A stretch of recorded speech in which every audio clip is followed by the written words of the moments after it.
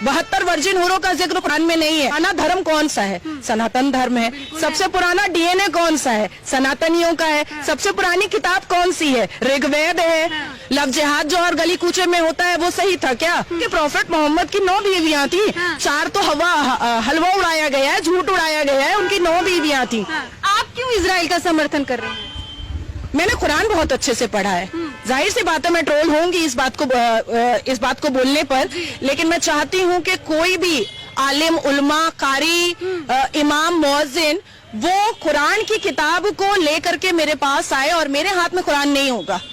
हर सूरा, हर पारा, हर आयत को मैं तर्जुमान के हिसाब से उसको बताऊंगी कि कहाँ कहाँ पर क्या क्या है और तुम क्या क्या अफवाह उड़ाते रहते हो।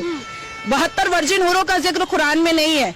प्रॉफेट मोहम्मद पर एक बुढ़िया कचरा फेंकती थी और वो बीमार हो गई तो प्रॉफेट मोहम्मद चले गए उसकी तीमारदारी करने के लिए, उसका ख्याल रखने के लिए। ये भी कुरान में लिखा हुआ नहीं है। तो बहुत सारा ऐसा चूरन है झूठ का जो ये इमाम लोग फैलाते रहते हैं। ये औरंगजेब जो मंदिरें तोड़ रहा था वो सही है क्या? अकबर बादशाह जो राजपूतों के गले काट रहा था वो सही है क्या? 1955 में जवाहरलाल नेहरू जी जो सऊदी अरबिया के बादशाह के आने पर सारी मंदिरों पर पर्दा ढक दिए थे वो सही था क्या? और ला इलाहा का बैनर लगा दिए थे वो सही था क्या? और इंदिरा गांधी जी ने जो इमरजेंसी लगाई थी वो सही था क्या? इंदिरा गांधी जी ने 1964 में जो साधु स्लॉटर करवाया था वो सही था क्या? आप सबके लिए इतना बोलती हैं, आपको डर नहीं लगता? क्या ही होगा, गुस्ताखे रसूल की सजा ही होगी ना।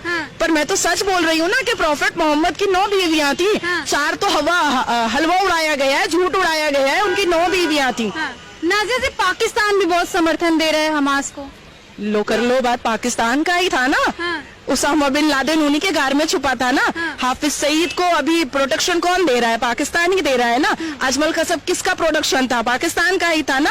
तो कुत्ते कुत्ते के साथ ही रहते हैं ना। हमास के जो चीफ हैं उनके पास 16 करोड़ है और 16,000 करोड़ है और वो खुद तो गाजा में रहते नहीं है, कभी आते नहीं, प्राइवेट जेट से घूमते, अपने बेटे को भी घुमाते हैं और लोगों को उकसा रहे हैं लड़ाई करने के लिए। देखिए, मैं आपको एक चीज क्लियर बता देती हूँ कि अभी जो ईरान हमास और फिलिस्तीन के पक्ष में सामने में आया है, अगर एक डेड बॉडी गाजा से उठा करके फिलिस्तीन की ईरान में दे दिया जाए और कहे कि तुम अपने कब्रिस्तान में इसको दफन कर दो, वो नहीं करेगा। क्योंकि हम मुसलमानों में ना 72 फिरका है। मैं सुन्नी समाज से आती हूँ, मैं सुन्नत रसूल से आती हूँ। मुझे शिया कभी अपने कब्रिस्तान में दफन नहीं करेगा और शिया को कभी सुन्नी अपने कब्रिस्तान में दफन नहीं करेगा। ये आपस में आज से नहीं, एक जमाने से लड़ रहे हैं, लेकिन दुनिया को दिखाते हैं कि हम साथ में हैं। भारत में बार बार मौलाना अरशद मदनी क्या कहते हैं कि हम 21 करोड़ हैं। भाई साहब थोड़ा सच बोल दो, क्योंकि 72 फिरका जब टूटेगा, उसका जब सर्वे रिपोर्ट निकलेगा ओबीसी की तरह, तो इसमें कितना मिलेगा, आपके हाथ में कितना आएगा, ये भी सामने लाना बहुत जरूरी है। और 72 फिरकों वाले को मैं एक चीज और तोड़ के बता देती हूँ मौलाना अरशद मदनी के लिए कि देखिए, भारत में शिया को सुन्नी नहीं मानता है। सुन्नी समुदाय जो है, हालांकि मैं खुद सुन्नी हूँ, सुन्नी समुदाय जो है ना शिया को मानता है, ना वहाबी को मानता है, ना अहमदी को मानता है, ना यहूदी को मानता है, ना पारसी को मानता है। तो 72 फिरका जब टूटेंगे ना तो सुन्नी के पास वोट बैंक सिर्फ बचेगा 5%। यानी कि आप कह रहे हैं कि मुस्लिम समुदाय के जो लोग हैं एक नहीं है? बिल्कुल नहीं है। भाई, इमाम हसन हुसैन का गला किसने काटा था? मुसलमान ने ही काटा था ना, क्योंकि मुसलमान के हिसाब से तब तो हिंदू था नहीं।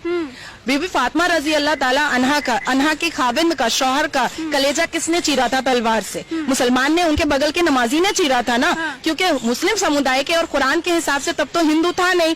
तो भाई मुसलमान तो आपस में काटते मारते आए हैं, तो आज भी काट मार रहे हैं। अच्छा, इनको आप देखिएगा कि मौलाना अरशद मदनी और all India Muslim personal law board हमेशा कहता है मेरे मदरसे नहीं बंद होने चाहिए। मैं अपने मदरसे को बंद नहीं करूंगा, क्योंकि जो हराम की कमाई आ रही है ना और हलाल की भी कमाई आ रही है, ये जितने स्लॉटर हाउस है, हलाल ये, हलाल वो, हलाल ये, जो जितने सब किए बिना क्या इनका धर्म नहीं चलेगा? नाज़िया जी, चलिए मुझे आप ही एक मौलाना का नाम बताइए जो इंजीनियर है, डॉक्टर है, साइंटिस्ट है, लेकिन दीन के राह में अपना काम कर रहा है। चलिए बता दीजिए, बता दीजिए। लेकिन दीन की राह में, अल्लाह की मोहब्बत में मस्जिद में जाकर के नमाज अज़ान दे रहा है, ऐसा तो कोई नहीं है। बहुत डर है इन लोगों को कि जिस